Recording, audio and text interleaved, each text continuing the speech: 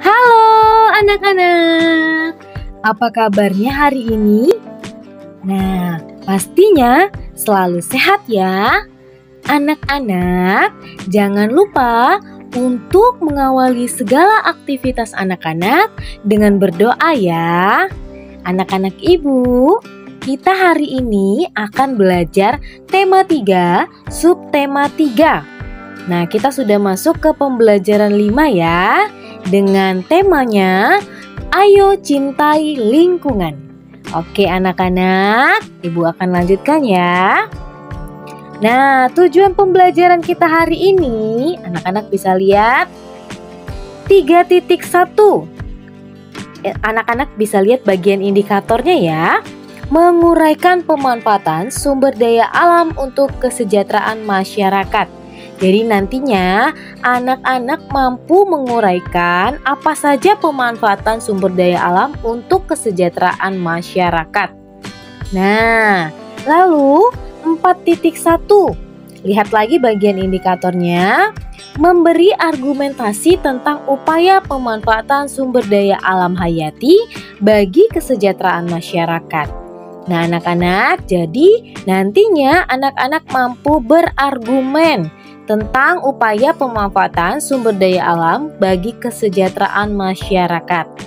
Oke anak-anak. Nah, sumber daya alam dan hubungannya dengan kegiatan ekonomi. Nah, tadi sudah tahu ya, hubungannya ke kesejahteraan masyarakat pasti ada hubungannya ya dengan kegiatan ekonomi. Nah, kita baca ya. Manusia memanfaatkan sumber daya alam untuk memenuhi kebutuhan hidupnya, mulai dari sumber daya alam yang dapat diolah menjadi makanan, menjadi pakaian, sampai pada sumber daya alam yang dapat diolah menjadi sumber energi. Akan tetapi, perlu diingat apabila kita memanfaatkan sumber daya alam kita, juga perlu menjaga kelestariannya agar sumber daya alam ini dapat terus dimanfaatkan untuk kesejahteraan kita. Nah, anak-anak, ibu sekarang punya gambar tentang alur proses pemanfaatan sumber daya alam hingga menjadi kegiatan ekonomi. Anak-anak bisa lihat ya. Yang pertama, ada sumber daya alam. Lihat gambarnya. Ada tumbuhan, ada hewan, lalu ada air, ada tanah, dan masih banyak lagi yang lainnya ya. Nah, kemudian alurnya setelah ada sumber daya alam, maka manusia mengolah atau memanfaatkan sumber daya alam. Nah, lihat. Nah, jadi kegiatan mengolah ini adalah kegiatan produksi. Anak-anak bisa lihat itu gambarnya, banyak orang ya. Nah, itu sedang ada di pabrik. Nah, ini yang namanya adalah kegiatan produksi atau mengolah sumber daya alam. Nah, lalu setelah mengolah atau memproduksi, ada kegiatan ketiga, distributor. Nah, ini alurnya setelah tadi diproduksi, maka distributor ini adalah sebagai penyalur. Yang sudah diolah tadi disalurkan. Disalurkan kepada siapa? Nah, lihat gambar keempat ya. Disalurkan kepada konsumen. Nah, konsumen ini adalah orang yang menerima olahan tadi atau yang mengkonsumsi. Contohnya kalau ada produksi makanan, maka yang mengkonsumsi itu adalah konsumen. Nah, ini alur prosesnya ya. Ada sumber daya alam, kemudian kegiatan produksi, kegiatan distribusi, lalu ada konsumsi. Nah, anak-anak kita lanjutkan ya. Kita baca sama-sama ya. Sumber daya alam di Indonesia sangat kaya dan bermacam-macam. Sumber daya alam sangat bermanfaat bagi manusia, bagi kebutuhan hidup manusia. Jadi, segala upaya untuk memenuhi kebutuhan hidupnya dinamakan kegiatan ekonomi. Nah, ibu ulangi ya. Jadi, segala upaya manusia untuk memenuhi kebutuhan hidupnya dinamakan kegiatan ekonomi. Jadi segala upaya untuk memenuhi kebutuhan itu adalah kegiatan ekonomi, termasuk tadi pemanfaatan sumber daya alam, pengolahan sumber daya alam, hingga sampai kepada konsumen. Nah, tahukah kamu apa saja yang berhubungan dengan kegiatan ekonomi? Sebelum berangkat sekolah, pastinya kalian pernah sarapan kan? Sarapannya nasi, tahu, tempe, sosis. Nah, pernahkah kalian berpikir dari mana tahu dan tempe berasal?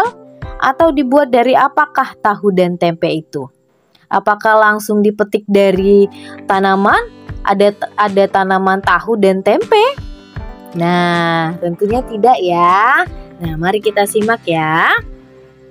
Nah, produsen. Di sini ada produsen. Nah, tahu dan tempe bukanlah buah yang langsung dipetik. Nah, melainkan berasal dari kedelai. Anak-anak tahu ya, kedelai ya. Kedelai itu adalah bahan utama pembuat tahu dan tempe. Nah, kedelai ini yang tumbuh di daratan diolah oleh produsen. Nah, tadi seperti yang Ibu sudah sampaikan, bahwa produsen ini adalah orang yang mengolah sumber daya alam. Contohnya tadi sumber daya alamnya ada kedelai. Lalu kedelai ini diolah menjadi tempe. Nah, produsen akan menghasilkan barang sesuai kebutuhan manusia guna memenuhi kebutuhan hidup manusia. Selain tahu dan tempe yang kalian makan, produsen juga membuat baju yang kalian pakai. Nah, jadi ada makanan, ada baju ya. Nah, kegiatan yang dilakukan produsen disebut dengan produksi. Jadi produksi itu adalah sebuah kegiatan ya. Produsen ini adalah pelakunya atau orangnya. Nah, produksi adalah kegiatan yang menghasilkan barang dan jasa. Nah, tahu ya perbedaan produsen dan produksi ya? Ya, harus tahu ya. Oke, kita lanjutkan ya. Nah, kemudian ada kegiatan distribusi atau distributor untuk orangnya ya. Orang yang melakukan kegiatan distribusi disebut dengan distributor. Nah, jadi distributor itu adalah orangnya atau pelakunya. Lalu distribusi adalah kegiatannya. Distribusi merupakan kegiatan menyalurkan barang hasil produksi pada konsumen. Jadi distribusi ini atau distributor ini adalah penyalur barang yang sudah diolah tadi kepada konsumen. Nah, contoh kegiatannya apa, Bu? Oke, anak-anak, contoh kegiatannya. Agen membeli beras dari seorang petani. Nah, ini contoh yang pertama ya. Ada agen membeli beras dari seorang petani. Nah, petani ini adalah yang mengolah sumber daya alam tadi. Nah, mengolah padi tadi menjadi beras. Lalu ada agen membelinya. Nah, dari agen nanti akan dibeli oleh siapa? Ya, masyarakat. Jadi agen di sini adalah seorang penyalur atau distributor. Lalu yang kedua, contohnya apalagi, Bu? Nah, pedagang membeli buah dari petani. Nah, pedagang ini adalah orang yang menyalurkan, bukan orang yang membuat ya. Jadi yang petani ini adalah produsennya. Dia mengolah bibit buah-buahan, ditanam di tanah. Lalu nanti setelah panen, setelah berbuah maka dipanen. Lalu nanti ada pedagang yang membeli dan nanti dari pedagang akan disalurkan, dibeli oleh konsumen. Gitu ya. Nah, lalu contoh yang ketiga, pengrajin anyaman bambu langsung menjual barang produksinya kepada konsumen tanpa melalui agen. Nah, jadi pengrajin ini ada dua ini pekerjaannya. Dia sebagai produsen dan juga sekaligus sebagai Distributor. Nah, bisa dua ya, tapi dia juga bisa disebut sebagai distributor, lalu bisa disebut juga sebagai produsen. Nah, begitu ya. Nah, yang ketiga. Nah, yang ketiga ini sudah sering Ibu katakan ya ke anak-anak dan sudah sering juga Ibu sebutkan. Konsumsi merupakan kegiatan menggunakan barang hasil produksi. Orang yang melakukan kegiatan konsumsi disebut dengan konsumen. Nah, jadi seperti yang sudah Ibu bahas tentang produsen, distributor, bisa ya membedakannya ya. Kalau konsumen itu adalah orangnya atau pelakunya. Kalau konsumsi adalah kegiatannya. Nah, konsumsi ini adalah kegiatan untuk menggunakan barang hasil produksi. Nah, contoh kegiatannya apa, Bu? Oke, anak-anak bisa lihat ya. Contoh pertama, membeli pakaian di toko baju. Nah, membeli pakaian di toko baju ini adalah kegiatan seorang siapa? Konsumen. Ini adalah kegiatan seorang konsumen ya, bukan kegiatan seorang konsumsi. Oke, ini yang dilakukan membeli pakaian di toko baju ini adalah konsumen atau pembeli. Nah, harus bisa ya membedakan konsumen dan konsumsi. Oke, sip. Nah, yang kedua contohnya membeli sayuran atau bahan memasak di pasar. Nah, jadi sayuran ini pasti ada ya di pasar ya. Nah, jadi dibeli oleh konsumen. Nah, lalu membeli ikan, ayam, daging sapi juga di pasar. Nah, ini adalah ketiga ini adalah contoh kegiatan konsumsi, mengkonsumsi oleh konsumen. Itu ya anak-anak ya. Nah, anak-anak bisa lihat, kita baca kegiatan ekonomi dalam pemanfaatan potensi sumber daya alam. Jadi ada apa saja sih kegiatan ekonomi itu?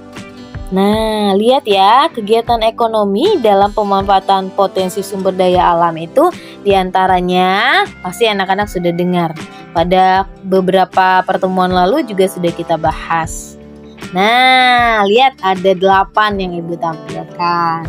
Sudah familiar ya dengan pertanian, perairan, kehutanan, perkebunan, peternakan, perindustrian, pertambangan, dan pariwisata.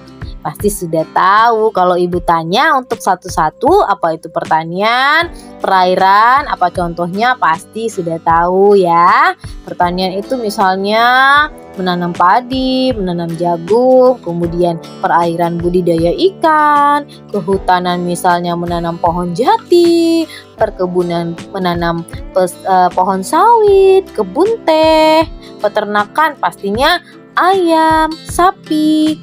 Nah, perindustrian kegiatan mengolah. Nah, lalu pertambangan. Nah, tambang apa? Tambang batu bara, tambang emas. Jadi masih banyak yang lainnya ya. Lalu pariwisata. Biasanya pariwisata ini ada di pegunungan dan di tepi-tepi pantai. Iya, gitu ya. Paham ya anak-anak Ibu ya? Oke, kita lanjut ya anak-anak. Nah, tadi sudah Ibu bahas. Sekarang anak-anak silakan baca. Anak-anak boleh baca, buka buku tema 3 halaman 134. Di sana ada bacaan biarkan si cuit terbang bebas. Nah, bacaan ini ada hubungannya dengan pembelajaran kita. Jadi nanti setelah anak-anak baca, Bapak Ibu Guru akan berikan penugasannya. Akan disampaikan melalui WA dan Classroom ya. Nah, jadi baca dan pahami terlebih dahulu bacaan cerita ini.